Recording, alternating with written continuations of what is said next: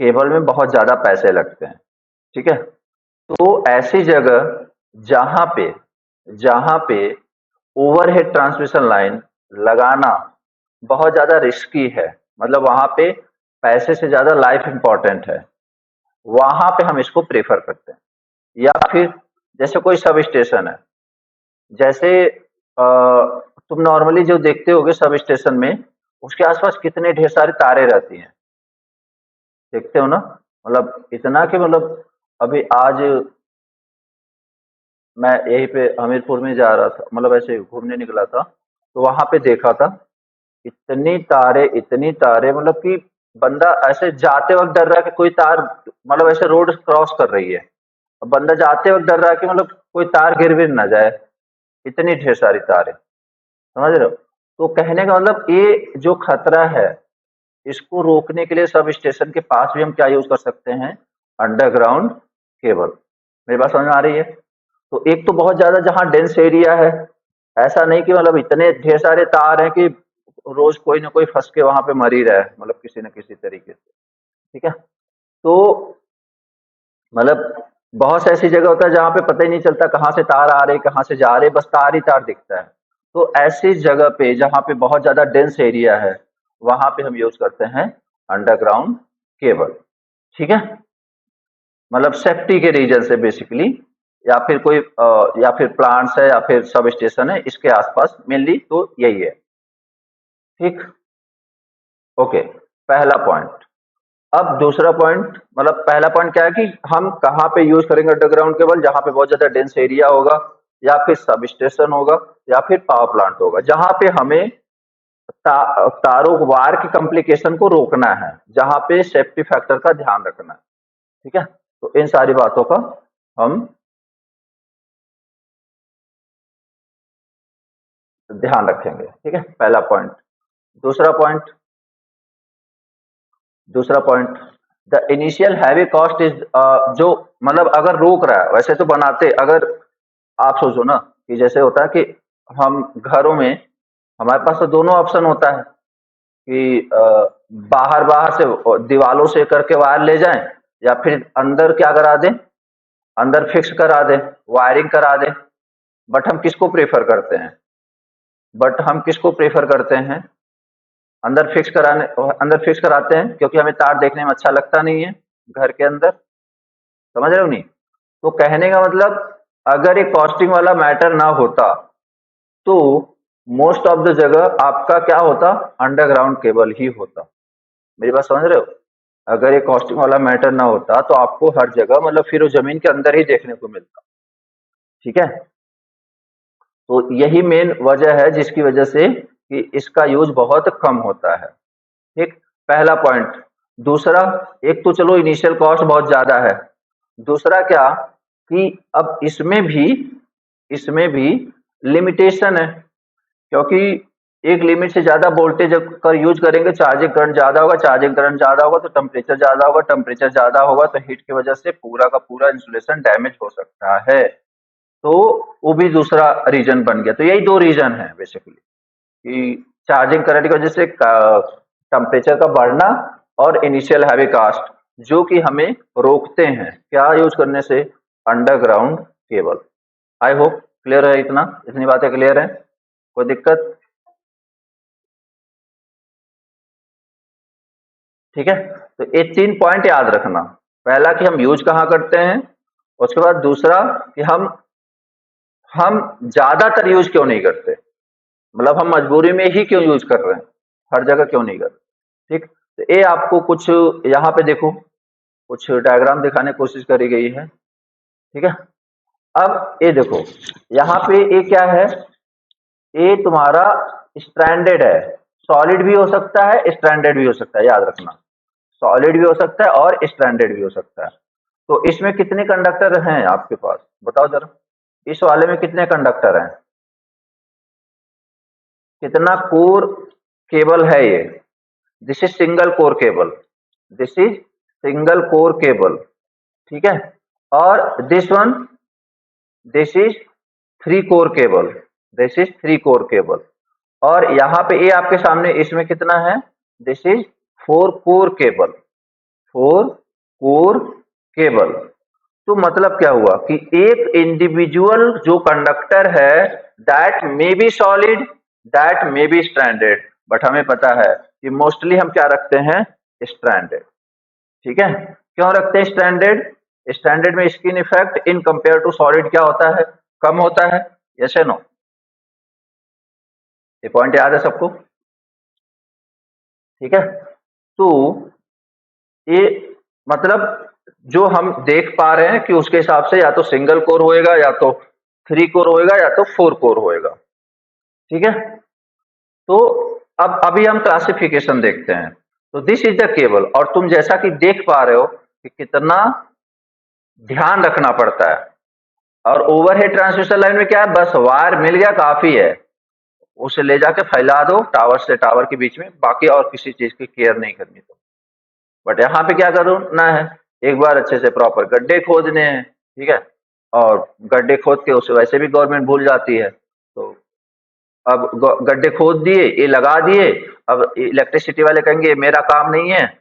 फिर उसके बाद क्या होगा, पानी बरसेगा, सारा कचरा कूड़ा उसी में जाएगा, यार उसकी लाइफ तो वैसे भी कम हो जाएगी। समझ रहे हो? तो बहुत से ड्रॉबैक्स है जिसकी वजह से बहुत फिर प्रॉब्लम होती है। कहने का मतलब अगर सिंसियरली काम किया जाए तो मतलब एक बार में खोद मतलब ऐसे गड्ढा किया गया, उसके बाद तुरंत के तुरंत बिछा दिया जाए तो उसकी ड्यूरेबिलिटी भी अच्छी रहेगी। ठीक है, खैर अ, इसीलिए कहता हूँ ना कि तुम लोग अपनी जिम्मेदारियों से मत भागा करो, क्योंकि अभी भागोगे, अभी तुम्हारी जिम्मेदारी क्या है, पढ़ाई है। अगर तुम अभी अपनी जिम्मेदारी से भागोगे, जब तुम्हें जॉब लगने के बाद जब जिम्मेदारी दी जाएगी तो उससे भी भागोगे, और उससे भागोगे तुम्हारे से नहीं लेकिन दूसरों से गालियां खाते फिरोगे। ठीक है, इसलिए कोई भी काम मिले उसे ईमानदारी से किया करो, उसकी आदत अभी से डाल लो। ठीक है, पढ़ाई करनी है तो ईमानदारी से करनी है, टाइम पास नहीं करना है। तुमको लगता है कि एजुकेशन मतलब सिर्फ पेपर क्रैक करना, ऐसा नहीं है, एजुकेशन मतलब लाइफ होता है। ठीक है, ओके। अब यहाँ पे आगे बढ़ते हैं, comparison between overhead and underground system.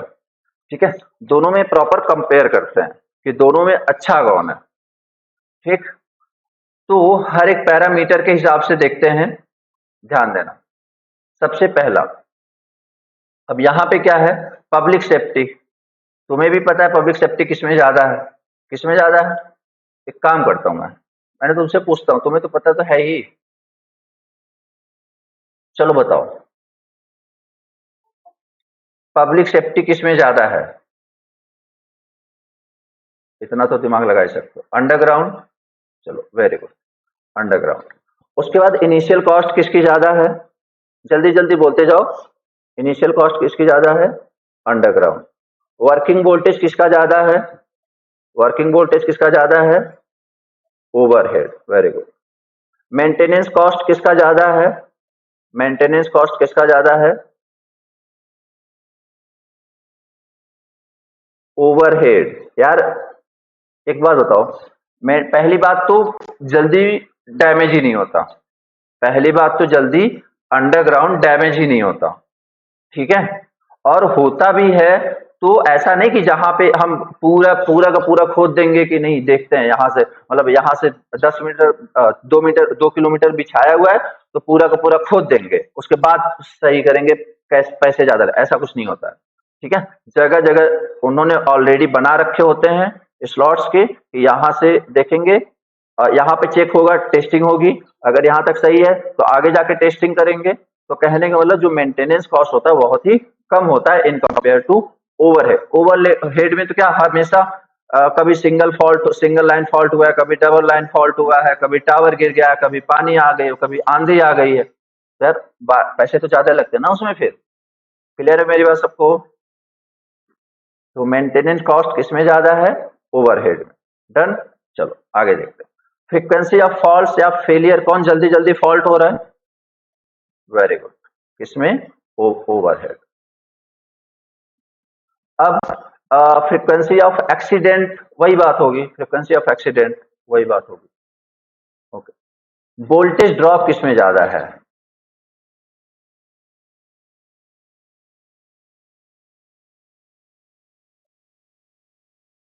Overhead में, वेरी, ओवरहेड में एक्चुअली ज्यादा है। देखो, अंडरग्राउंड में तुम्हारा कैपेसिटेंस बढ़ रहा है बट एक्सी घट रहा है, और जो वोल्टेज होता है, एक मिनट मैं करता हूँ। हाँ, सही बात है। क्योंकि वही बात है कि एक एक बात दूसरे तरीके से ऐसे समझ लो कि जो एल होता है वो क्या होता है, mu not upon 2 pi L N D by R. देखो, जो वोल्टेज ड्रॉप होता है ना, मेनली डिपेंड करता है एल पे, एक्सएल पे, आई इंटू एक्सएल। बट जो एल है, mu D by R, what is D, what is D, D is the spacing between conductor. तो स्पेसिंग बिटवीन कंडक्टर तो बहुत कम है ना, बहुत कम है ना, ठीक है।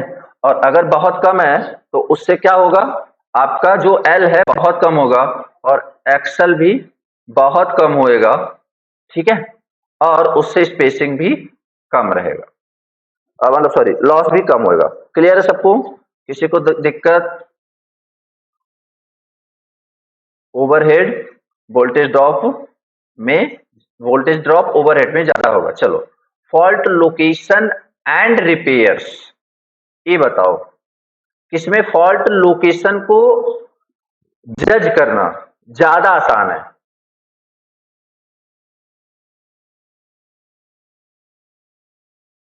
जज करना तो ओवरहेड में है, ठीक है।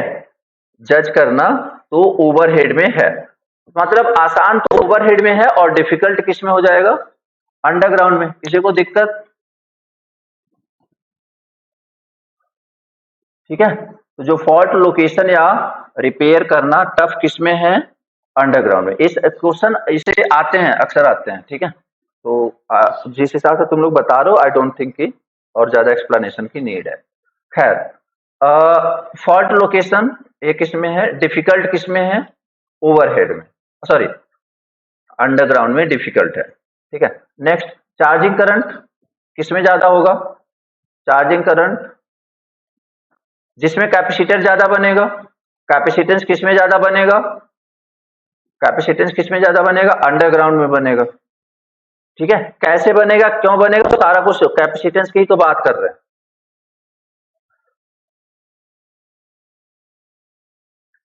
कैपेसिटेंस की तो बात कर रहे हैं, ठीक है।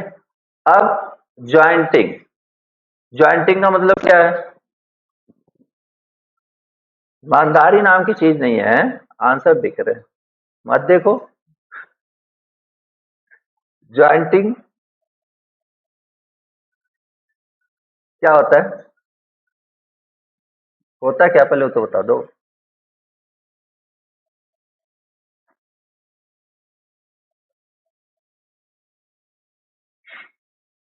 हाँ, टूट जाने पे जोड़ना।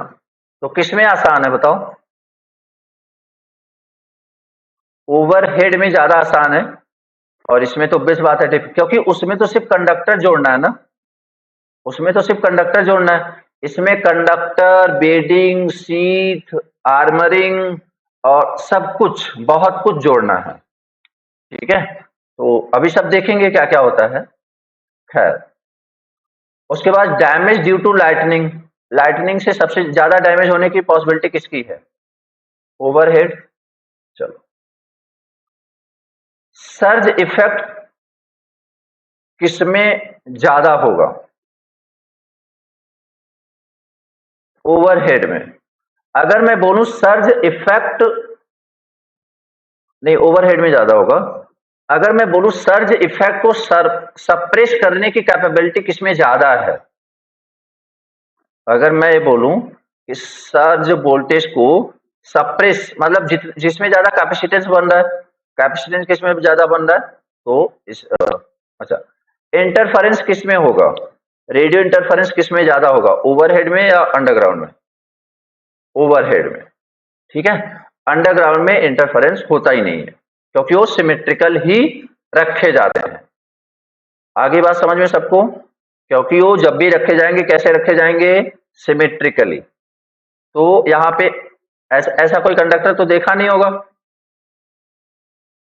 ऐसा कोई कंडक्टर तो नहीं होता ना, केबल, दिस इज अनसिमेट्रिकल ना। और हमें पता है कि इंटरफेरेंस कब होता है, इंटरफेरेंस कब होता है, जब कंडक्टर क्या हो जाता है, अनसिमेट्रिकल, मतलब unsymmetrical and untransposed, that is the only case, unsymmetrical and untranspose. अगर अनसिमेट्रिकल में भी ट्रांसपोज कर दिया तब भी क्या होगा, इंटरफेरेंस, बोलो। अनसिमेट्रिकल में अगर हमने ट्रांसपोज कर दिया तो भी नहीं होगा, ठीक है। खैर, तो ये सारी बातें थी, ठीक है। तो यहाँ पे देखो surge effect this is observe by the sheath, क्यों, क्योंकि कैपेसिटेंस ज्यादा होता है, ठीक है। बट अफेक्ट किससे ज्यादा करता है, तो ज्यादा कौन किससे प्रभावित होता है, देखो मेरी बात समझ गई नहीं। सर्ज इफेक्ट ज्यादा प्रभावित किसे करता है, अफेक्ट किसे करता है, तो obvious सी बात है ओवरहेड को। बट अगर दोनों को मिला दिया जाए कि कौन ज्यादा अब्जॉर्व करता है, तो आंसर इज केबल। क्लियर। तो अभी ये सारे पॉइंट्स क्लियर है, कोई दिक्कत नहीं है। वर्किंग वोल्टेज कितना है, वर्किंग वोल्टेज 66 केवी, इसमें तो चलो 400 केवी से ऊपर है। तो इस एक टेबल में आपके सारे पॉइंट्स, एडवांटेज डिसएडवांटेज आप इजीली जज कर सकते हो। किसी को कोई दिक्कत?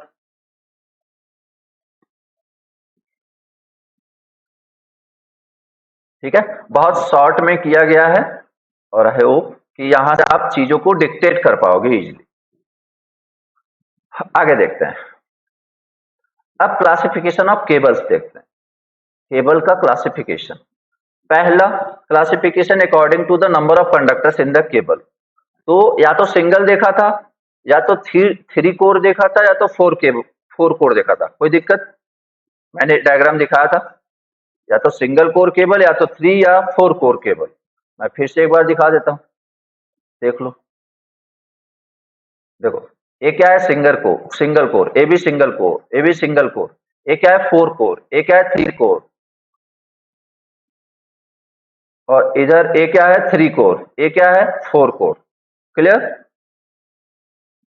तो according to the classification of cable according to the number of conductor, either one core या फिर three core and four core conductor, इसको एक कोर बोलते हैं, याद रखना, कोर कंडक्टर बोलते हैं, याद रखना, ठीक है।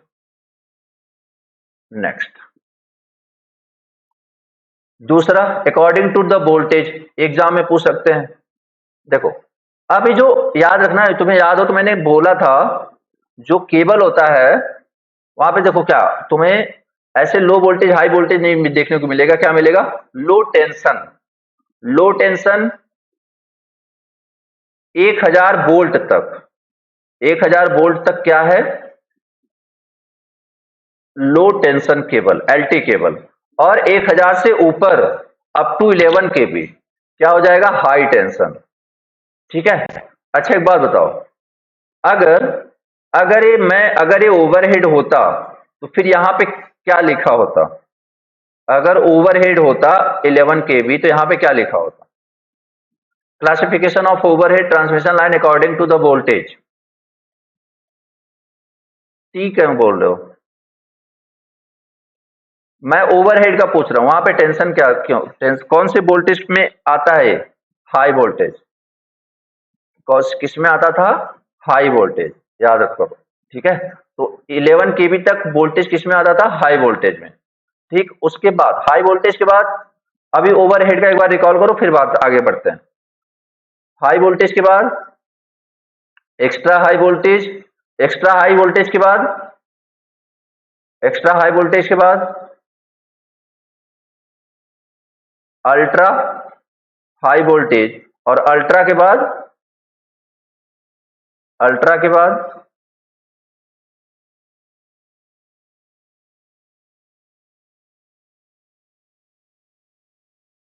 ये अल्ट्रा नहीं आता यार, यहाँ पे एक्स्ट्रा आता है। अच्छा, एक्स्ट्रा हो गया, अल्ट्रा हाई वोल्टेज, और एक सुपर भी था।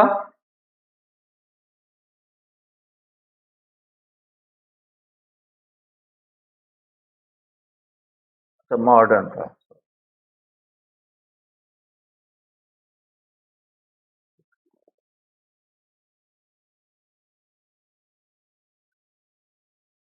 हाँ, modern high voltage, extra high voltage, modern voltage and ultra. जो सबसे हाईएस्ट था उसको क्या बोलते थे? अल्ट्रा बोलते थे। जो सबसे हाईएस्ट था उसको अल्ट्रा हाई वोल्टेज, और इसको क्या बोलते थे? Modern extra high voltage. ठीक है, और यहाँ पे अल्ट्रा हाई वोल्टेज। तो इस तरीके से चार पार्ट में क्लासिफाई किया गया था। तो ए 11 था, ए 66 था, 66 से तुम्हारा 400 के आसपास था, और 400 के ऊपर अल्ट्रा था। ठीक है, खैर। तो अब इधर आ जाते हैं। Low tension up to 1 kV, high tension up to 11 kV, super tension up to 33 kV, extra high tension up to 66 kV, and extra super voltage cables that is up to 132 kV। ठीक है, याद कर लेना है, कोई दिक्कत? आगे बढ़े। This is the classification of cable according to the voltage, according to the voltage. और देखते हैं क्लासिफिकेशन किस फॉर्मेट में है।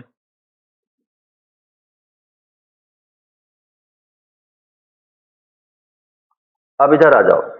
This is the classification based on the upon the insulation of the cable.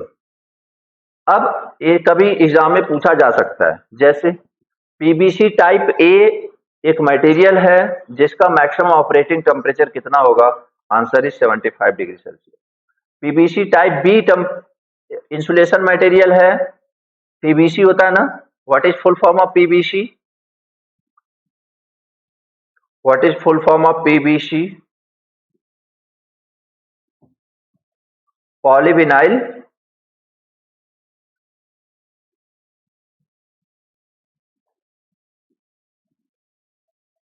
ठीक है, पॉलीविनाइल क्लोराइड।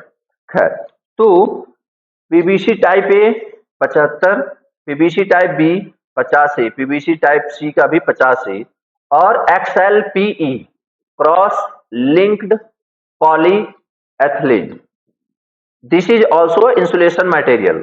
ठीक है, तो इसका maximum operating temperature 90 degree Celsius. Then rubber, इसका मैक्सिमम ऑपरेटिंग टेम्परेचर 90 डिग्री। तो बस इतना आपको याद रखना है। ठीक है, अगर ये ईपीआर ईपीआर ईपीआर करके कुछ आ जाए तब 150 रखना। तो ये मतलब आपसे क्वेश्चन कैसे पूछ सकता है कि PVC type A can be used up to a temperature, option A 45 degree, option B 55 degree, option C 100 degree Celsius, option D 75 degree Celsius. तो इस तरीके से क्वेश्चन आ सकता है। मेरी बात क्लियर है सबको? ठीक है, तो PBC type A maximum temperature 75 degree, PBC type B maximum temperature 85 degree से, PBC type C maximum temperature 85 degree Celsius. Cross linked polyethylene XLPE maximum operating temperature 90 degree, rubber 90 degree. मतलब इतना टेम्परेचर, इतने temperature तक use कर सकते हैं। एक बात बताओ, जैसे मान लो तुम्हारे घर के आसपास का टेम्परेचर है 70 डिग्री सेल्सियस, तो तुम कौन सा यूज करोगे? तुम कौन सा केबल यूज करोगे?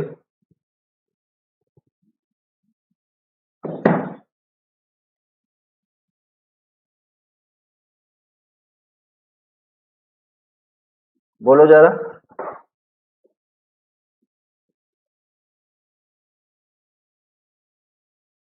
इंड्यूस टेम्परेचर प्लस करके है, क्या बोल रहे हो आप?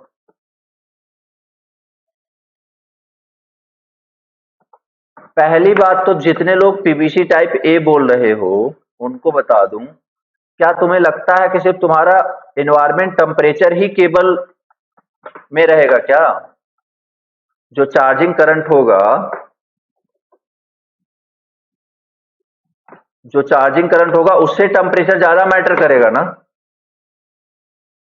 तुम्हारे हिसाब से। अच्छा, एक बात बताओ, ऐसी कौन सी जगह जहां का टेम्परेचर 75 डिग्री सेल्सियस है? कोई है ही नहीं। तो कहने का मतलब ये है कि एक्चुअली ये जो मटेरियल है ये डिपेंड करेगा टेम्परेचर वेदर का नहीं। ये फिलहाल तो मैंने जो बोला वो वेदर का था, मैंने जो बोला वो वेदर का था। नहीं, ए वाला जो टेम्परेचर लिखा हुआ है, this is internal, this is internal. और जो मैंने बोला कि 70 डिग्री सेल्सियस है एक जगह का, तो बताओ कौन सा यूज करोगे, दैट इज द इन्वायरमेंटल। तो मैं ये बोलना चाह रहा हूं कि जो केबल का टेम्परेचर है वो सिर्फ, नो डाउट इन्वायरमेंट पे भी डिपेंड करेगा। अब यार इन्वायरमेंट का टेम्परेचर ज्यादा है तो अंदर भी टेम्परेचर लगभग वहीं से स्टार्ट होगा। तो कहने का मतलब rubber can be used up to 90 degree Celsius, जरूरी नहीं है, और भी डिसएडवांटेज हो सकते हैं, समझ रहे हो, जिसकी वजह से हम रबर यूज नहीं करते हैं। बट अगर यूज करते तो this can be use up to 90 degree Celsius, simple सी बात। इस तरीके से तुम्हें बहुत सी चीजें मिलेंगी, क्योंकि अभी तो इंसुलेटिंग मटेरियल की बात कर रहे हैं ना अपन। हम किसकी बात कर रहे हैं, इंसुलेशन मटेरियल की, ठीक है। तो उसमें तो सारा ही कलेक्ट कर लेंगे अपन। चलो, this is the classification based on the insulation of the cable. Next, according to the construction. देखो, अब जो अकॉर्डिंग टू द कंस्ट्रक्शन है, इसको तीन पार्ट में बांटा गया है, belted type, screening type and pressure cable. ध्यान से सुनना मेरी बात। बेल्टेड टाइप क्या होता है सब कुछ देखेंगे, स्क्रीनिंग टाइप, प्रेशर केबल। तो जो बेल्टेड टाइप है वो यूज किया जाता है अप टू 11 केबी, एग्जाम में कई बार पूछा जा चुका है। Belted type cable can be used up to, answer is 11 kV. Screening type जो आपका केबल होता है, it can be used up to 22 to 66 kV, 22 kV to 66 kV, ठीक है। This is the limit, this is the screening type. और जो pressure coil होता है, this can be use beyond 66 kV. अब समझो जरा, जो प्रेशर कॉइल केबल्स होते हैं उसमें कौन कौन से आते हैं, एक तो ऑयल फील्ड केबल्स और एक गैस फील्ड केबल्स। एक ऑयल फील्ड केबल्स, एक गैस फील्ड केबल। कभी कभी आपको ऐसे पूछ लेगा क्वेश्चन में कि solid cable can be use up to, तो ये जो पहला और दूसरा है ये क्या है, this is solid cable. Belted type and screen type are the solid cable, and pressure cable is not the liquid cable, but उसके अंदर जो material for the purpose of cooling, for the purpose of insulation भरा जाता है, वो किसके लिए क्या होता है, या तो ऑयल होता है या तो गैस होता है। जैसे ट्रांसफार्मर ऑयल होता है for cooling and insulation purpose, in the same manner यहाँ पे जो केबल होएगा, जब हाई वोल्टेज पे जाएंगे बियॉन्ड 66 केबी, अगर इन केस यूज कर रहे हैं तो मैंने क्या बोला था, what is the main parameter to design cable, what is the main parameter to design cable. अगर आप डिजाइन करना चाहते हो तो सबसे ज्यादा किसका ध्यान रखना पड़ेगा, टेम्परेचर का, यस या नो। सबसे ज्यादा किसका ध्यान रखना पड़ेगा, टेम्परेचर का। तो अगर टेम्परेचर का ध्यान रखना है तो टेम्परेचर कम करना ना बेसिकली, क्योंकि चार्जिंग करंट की वजह से कैपेसिटेंस टेम्परेचर बढ़ रहा है। तो उस टेम्परेचर को कम करने के, अब देखो, अब तुम्हें कोई गर्म चीजें कैसे ठंडा करते हो, पानी में रखते हो ना, समझ रहे हो। इसके अलावा मतलब वैक्यूम में ही ऐसे हवा में चीजें चलती, तो कहते हैं मतलब गैस फील्ड या oil filled, but a beyond 66 kV. तो these are known as pressure cables. मतलब जैसे हम कूलिंग टावर है, तो कूलिंग टावर में भी क्या करते हैं, with the help of normal water we will condensed hot water या फिर स्टीम। तो वो क्या कर रहे हैं, बस यही तो कर रहे हैं, ठंडा ही तो कर रहे हैं। तो यहाँ पे भी, यहाँ पे टेम्परेचर क्रिएट हो रहा है किसकी वजह से, चार्जिंग करंट की वजह से। उसको क्या करना है, ठंडा ही तो करना है। क्लियर होगी बात। तो प्रेशर केबल का मतलब समझ रहे हो कि उसके अंदर क्या डालेंगे हम, या तो गैस या तो लिक्विड, किस लिए, टेम्परेचर को कम करने के लिए। किसका टेम्परेचर, केबल का। क्यों टेम्परेचर क्यों कम कर रहे हैं, क्योंकि ड्यू टू चार्जिंग करंट हमारे केबल का कैपेसिटेंस बढ़ चुका है, और अगर कैपेसिटेंस का टेम्परेचर हम एक लिमिट से कम नहीं करेंगे तो हमारे जो इंसुलेशन है उसको टेम्परेचर, हाई टेम्परेचर डैमेज कर देगा, और हमारा जो केबल है वो डैमेज हो जाएगा। क्लियर है मेरी बात। ठीक है। तो उसकी क्या क्या है, एक बेल्टेड केबल और एक स्क्रीनिंग टाइप और belted type. These are what, these are solid. What is meaning of solid, इसमें हम कोई भी गैस या कोई भी ऑयल यूज नहीं करते। डन। आगे बढ़े, एक एक को स्टार्ट करें। सबसे नीचे क्या है, कंडक्टर। तो कंडक्टर किसका बना होता है, या तो एल्यूमिनियम का बन सकता है, या तो कॉपर का बन सकता है। ठीक है, बट मोस्टली हमें भी पता है हम क्या यूज करते हैं, एल्युमिनियम ही यूज करते हैं। ठीक है, इसके बारे में डिस्कशन हो चुका है कि कॉपर ज्यादा यूज क्यों नहीं करते। ठीक है, ओवरहेड ट्रांसमिशन लाइन में डिस्कशन हो चुका है। तो ऐसा नहीं है, जब लो वोल्टेज पे है तो कार्बन भी यूज कर सॉरी कॉपर भी यूज कर लेते हैं, तो दोनों ही यूज हो जाता है। ठीक है, तो दिस इज अबाउट कंडक्टर। तो कंडक्टर क्या करता है, पावर को ट्रांसमिट करता है, पावर को ट्रांसमिट करता है। चलो नेक्स्ट पे आ जाओ, इंसुलेशन। अब उस कंडक्टर को रोकने के लिए, अर्थ से डायरेक्ट कांटेक्ट रोकने के लिए हमें क्या लगाते हैं, इंसुलेशन। अच्छा, इंसुलेशन ओवरहेड में क्यों नहीं दिया, इंसुलेशन ओवरहेड में क्यों नहीं दिया, क्योंकि वो हमसे काफी दूरी पे है। अगर वो भी ऐसे जमीनों पे फैला होता, ऐसे रास्ते में जा रहे हैं तो फैला हुआ होता, तो उसे भी क्या करना पड़ता, फिर इंसुलेशन प्रोवाइड करना पड़ता। समझ रहे हो, अगर वो हमारे टच में आ सकता था, हमारे संपर्क में आ सकता था, तो उसे भी इंसुलेशन प्रोवाइड करना पड़ता। Simple, okay. तो इंसुलेशन डाइलेक्ट्रिक अंडरग्राउंड केबल, तो वही बात है, देखेंगे।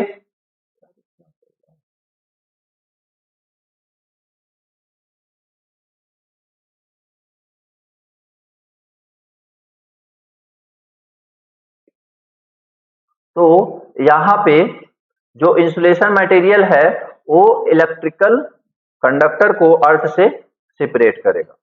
तो insulation dielectric underground cable withstand with the operating voltage. और ये जो इंसुलेशन है ऑब्वियस बात है वोल्टेज पे काफी हद तक डिपेंड करेगा। ठीक है, तो और एल्युमिनियम जो कंडक्टर है एक दूसरे से, अब क्या क्या यूज किए जाते हैं, यूज किए जा सकते हैं, लाइक 11 kV तक है तो paper insulation can be use. ठीक है, और अगर अगर उनके बीच में अगर ऑयल यूज किया जा रहा है तो उसे क्या बोलेंगे, oil filled cables.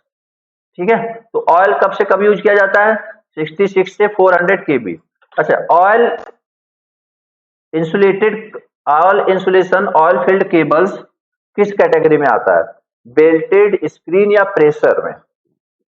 Oil filled cables किस कैटेगरी में आता है, बेल्टेड स्क्रीन या प्रेशर में, प्रेशर में। ठीक है,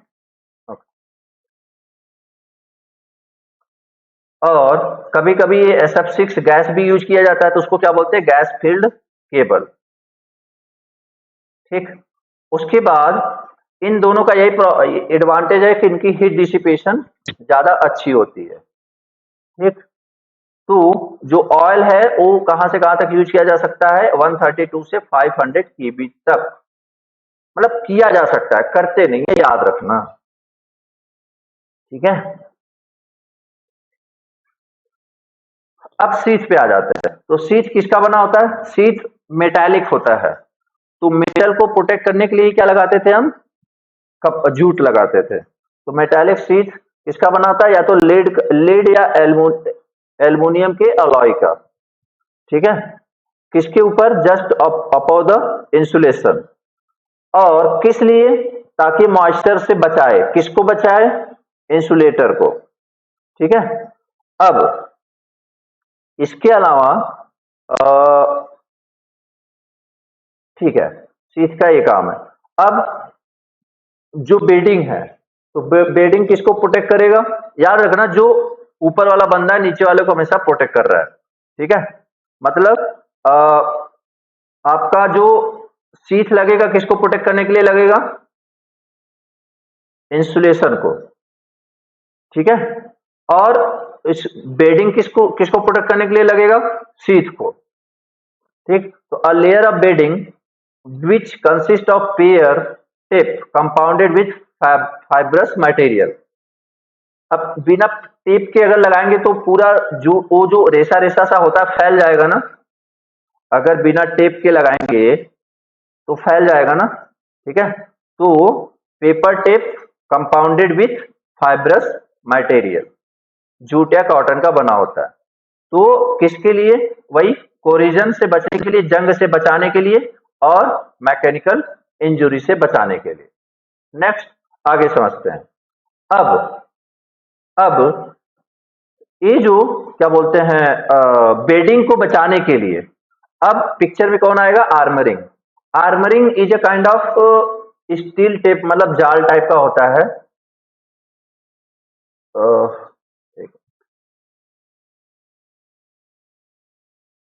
इसको बोलते हैं आर्मरिंग। ठीक है, यहाँ पे शायद ज्यादा अच्छे समझ में आ जाए। इसको बोलते हैं आर्मरिंग। तो ये कुछ ऐसा होता है, कभी देखा होगा ना, तो तुम्हें जब एकदम ऊपर वाला लेयर करोगे ना, तुम्हें इस तरीके से जाली नुमा मिलता होगा, मिलता है। हालांकि वो बहुत ज्यादा हार्ड नहीं होता है, उसे आप चाहे तो ऐसे निकाल सकते हो, एक एक उसमें से निकाल सकते हो। ये बात सबको समझ में आ रही है कि नहीं? वो बहुत ही फ्लेक्सिबल होता है, बहुत ही फ्लेक्सिबल होता है वो। ठीक है, तो जाली नुमा टाइप का होता है, उसको क्या बोलते हैं? आर्मरिंग। अब ये आर्मरिंग किसका बनेगा? हाँ, नेट सा होता है, नेट नेट। ठीक है, तो इसको बोलते हैं आर्मरिंग। अब आर्मरिंग स्टील का बना होता है। अब स्टील क्या है? स्टील क्या है? मेटल है। अब मेटल को फिर से क्या लग सकता है? जंग लग सकता है, कोरिजन हो सकता है। ठीक है, अब बताओ, कोरिजन से बचाने के लिए हमें क्या लगाते थे? कोरिजन से बचाने के लिए हम क्या लगाते थे? जूट या कॉटन लगाया था? जूट या कॉटन। तो इसका मतलब क्या हुआ? जूट या कॉटन दो बार लगेगा, यस या नो? जूट या कॉटन दो बार लगेगा।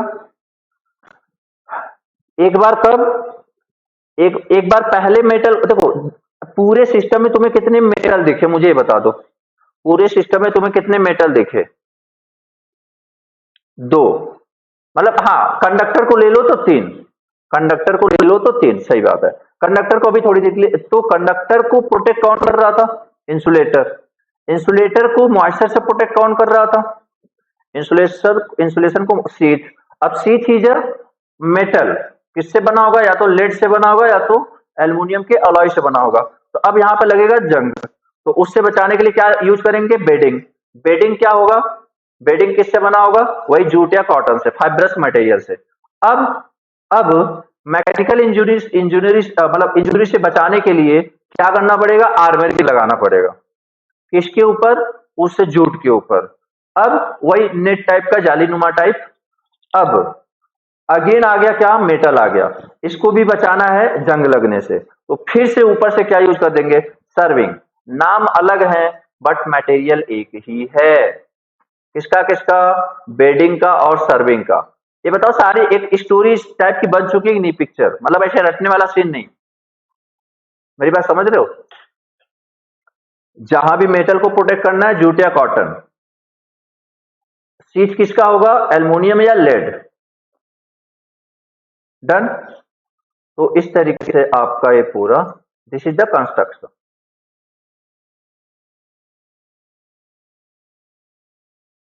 कोई डाउट किसी को? Galvanise steel wire steel tape से बना होता है आर्मरिंग, मैकेनिकल इंजरी से बचाने के लिए। और लास्ट में सर्विंग। तो अगेन सर्विंग मटेरियल किसका होता है? Fibrous material similar to that of bedding, called serving, is provided in order to protect the armouring. Done.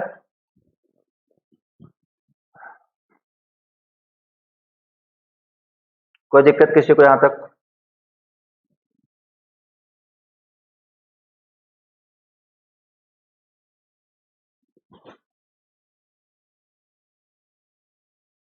Conductor किसका होगा? एल्युमिनियम या कॉपर का। दूसरा लेयर क्या था? इंसुलेशन। दूसरा लेयर क्या है? Insulation.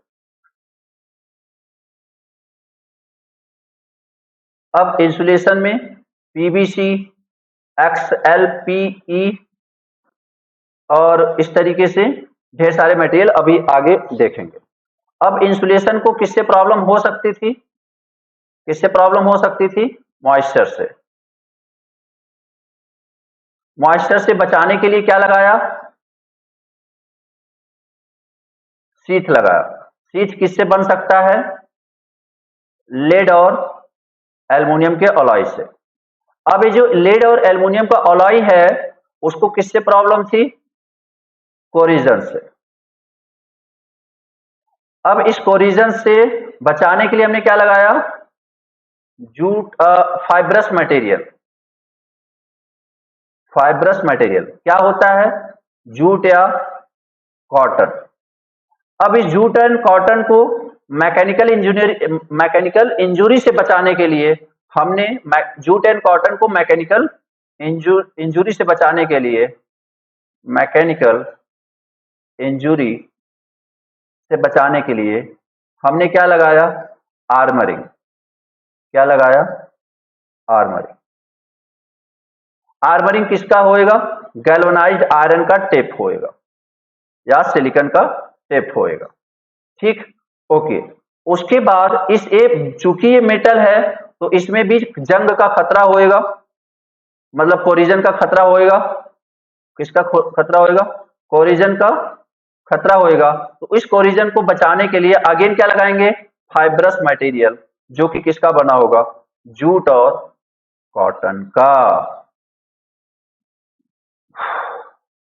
This is your complete cable. कोई दिक्कत? केबल स्ट्रक्चर, केबल का स्ट्रक्चर।